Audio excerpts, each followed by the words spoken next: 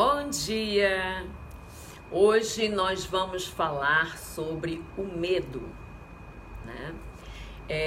Eu sempre trato desse tema aqui no consultório e o medo, ele tem duas origens, né?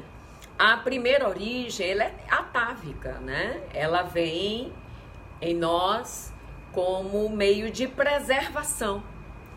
Sempre tivemos medo na época do homem da caverna, né? Desse homem que tinha que encarar os animais, né? Que tinha que encarar as forças da natureza, o homem antropológico, né? Então, esse medo foi constituído em nós, né? Como um arquétipo, como diz os junguianos, né? Mas necessário.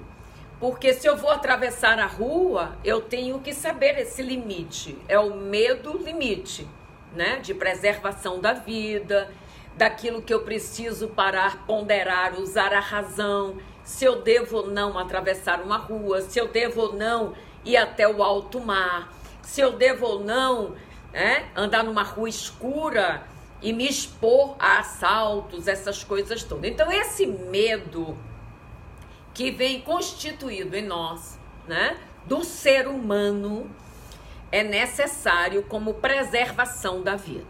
Mas eu quero falar aqui do medo que é constituído dentro de casa, nas relações entre a criança e os adultos.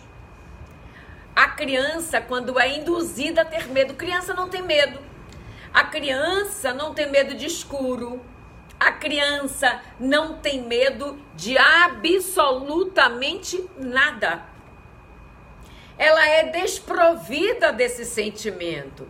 Tanto é que a gente é que tem que estar alerta à altura, a pular no sofá, a pular numa cama, porque ela não tem a mínima ideia de que pular pode cair, bater a cabeça, quebrar a cabeça, ir para o hospital. Ela não tem essa ideia. Né? Então, a criança é desprovida disso. Então, nós, às vezes, constituímos na criança medos terríveis. E um dos primeiros medos que constituímos na criança é o medo do outro. Não quero você mais com fulano, com filho de cicrano, porque ele não presta, porque ele bate em todo mundo. A gente não resolve o problema, a gente forma problema. E a criança, como não sabe lidar com essa ausência do outro, ela fica sem saber, ela fica com medo de desagradar a mãe. Ela fica sem saber se continua com o outro coleguinha ou não. E ela, às vezes, brinca até escondido, mas tem medo. E esse medo, não só esse medo que a gente constitui, mas o medo dentro das próprias relações amorosas entre pai e mãe, né? Das brigas, das discussões, que de repente ouve a mãe dizendo: é por isso mesmo que eu não queria casar, você não presta. As conversas que a criança ouve, seu mínimo respeito a ela, achando que criança não entende nada e criança entende tudo, desde o útero materno. Por isso que existe a psicologia do feto e do bebê, que eu fui fazer em Lisboa, né? Por quê? Porque a criança entende a subjetividade, inclusive, as emoções daquela palavra. Então, quando a mãe está irritada, ou algum adulto que ela tem uma grande referência, né? E que conta coisas terríveis, passando aquele sentimento de medo, isso está sendo constituído na criança. E quantas crianças são cercadas demais, de proteção demais, isso causa medo. Porque ela não é também exposta a viver, a se defender. O que é que acontece? Travamos aquela pessoa. E fica marcado lá, gravado, como Freud diz, uma fixação lá no inconsciente. Quando chega na fase da adolescência, que é a fase da genitalização, mas também da expressão, A fase da qual o adolescente vai lutar para ser aceito, ele começa a se retrair e começa a ter medo do julgamento das pessoas, começa a ter medo dos professores, medo da sala de aula, medo de não ser aceito, medo de tudo. Eu já recebi adolescentes aqui com medo de tudo. Eu não vou vestir essa roupa não, que eu tenho medo que critiquem. Eu não vou cortar esse cabelo assim não, porque eu tenho medo que me chamem disso e daquilo. Gente, a gente passa a não ser a gente. O medo é uma trava terrível, né? Que faz com que a gente se impossibilite de se expressar. Então, o que a gente precisa é tirar o medo da criança e levar ela à consciência. Você não pode pular aqui. Se cair, vai ficar dodói, vai para o médico, vai para tudo e você não quer isso, quer? Não. Então não pule. E elas entendem. A criança, quando ela é conversada, ela entende. Ela pode voltar até a fazer, mas basta se você olhar, foi o que eu já te falei, ela faz, ela para. Então ela começa a criar uma consciência, mostrar a ela que não pode, porque se machuca. Não com medo, mas com consciência. Então a gente começa a perceber que o adulto, o que é que acontece com o adolescente? Ele vai ter medo de enfrentar a adultidade, né? Que é a fase de expressão do adulto. Como ele vai formar a ser adulto com tanto medo? Quantos meninos aqui eu recebo de síndrome de pânico no 3º ano? Não é do vestibular, não é do Enem. Engraçado isso, né? É porque daí é um passo para a busca da decisão de ser adulto. E quantos pais minam essa decisão? Vá fazer somente medicina para ganhar dinheiro rápido, para você ser doutor, para você ser respeitado, para eu poder ter meu sonho realizado, porque eu tenho um sonho de ter um médico na família. Pronto. O medo que esse adolescente tem de não atender essas expectativas da família, porque não respeitaram o querer dele. Gente, outro dia eu recebi aqui um adolescente com depressão. Imagine se adolescente é para ter depressão, gente. Quando eu fui conversar, porque minha mãe quer muito que eu faça medicina, eu odeio isso, eu odeio sangue. Gente, médico vai lidar com morte, com vida, com sangue, com tudo. Como nós vamos botar uma pessoa que não tem a mínima vontade de ser alguma coisa para realizar o nosso ego? Vai você fazer? Vai você enfrentar uma faculdade? Vai você enfrentar seus medos ou suas incapacidades, que foi você mesmo que se incapacitou lá adiante? E eu digo, sim, e o que você gostaria de fazer? Eu quero economia. Quando eu chamo a família, economia não. O que é que ela vai ser como economista? Gente, tem tanto economista muito bem sucedido. Amar o que faz não adoece. E a criança já estava doente, com medo de não atender às expectativas e até mesmo de não passar no vestibular. E com medo de enfrentar uma medicina que não é a dela. Você imaginou um médico sem amar a sua profissão, com vidas na mão?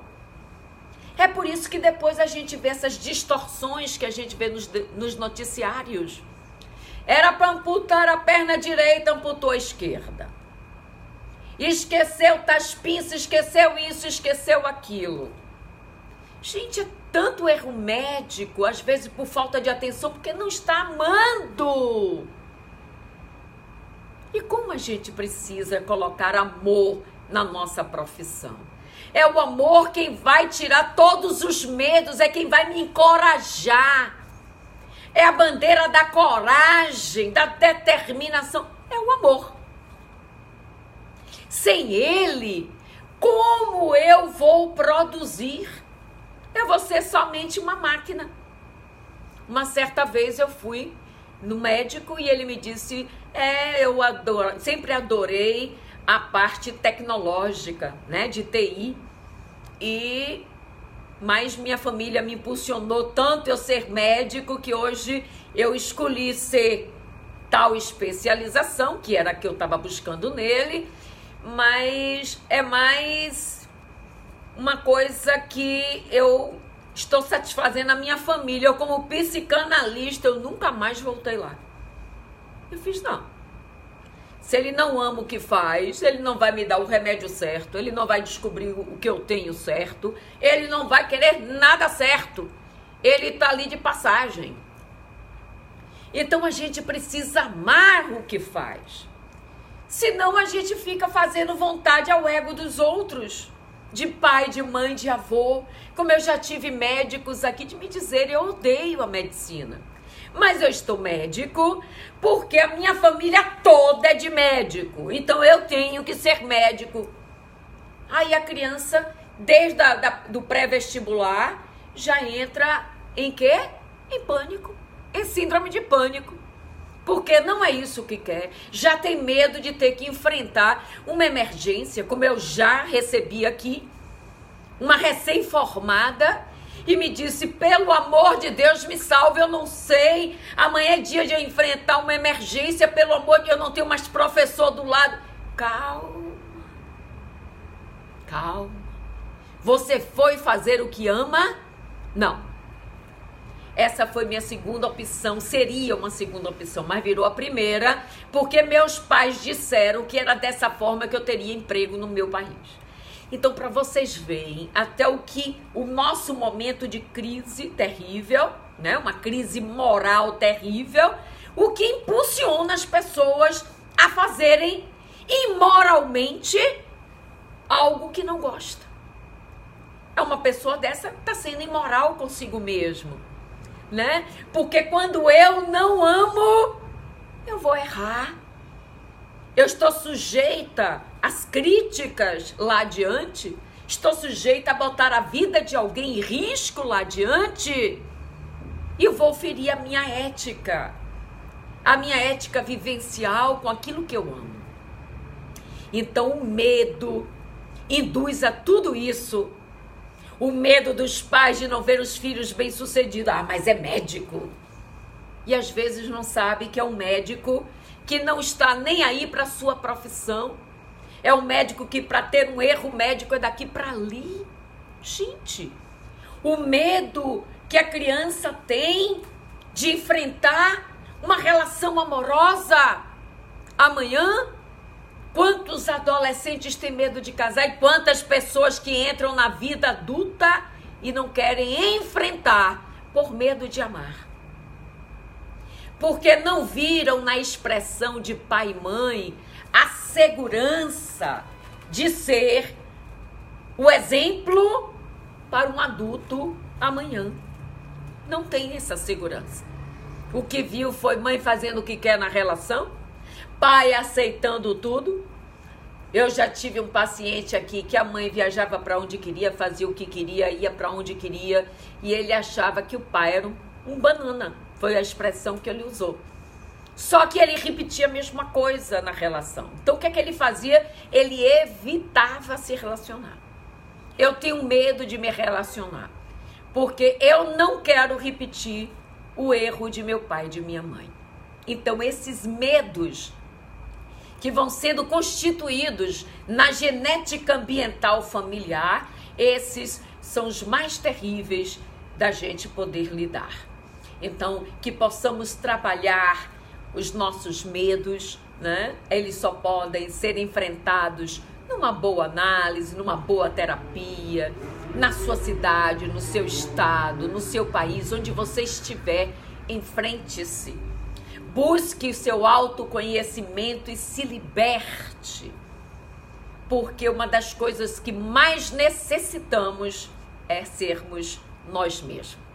Olha, um grande cheiro, um feliz final de semana e que possamos nos libertar dos nossos medos infantis, tá?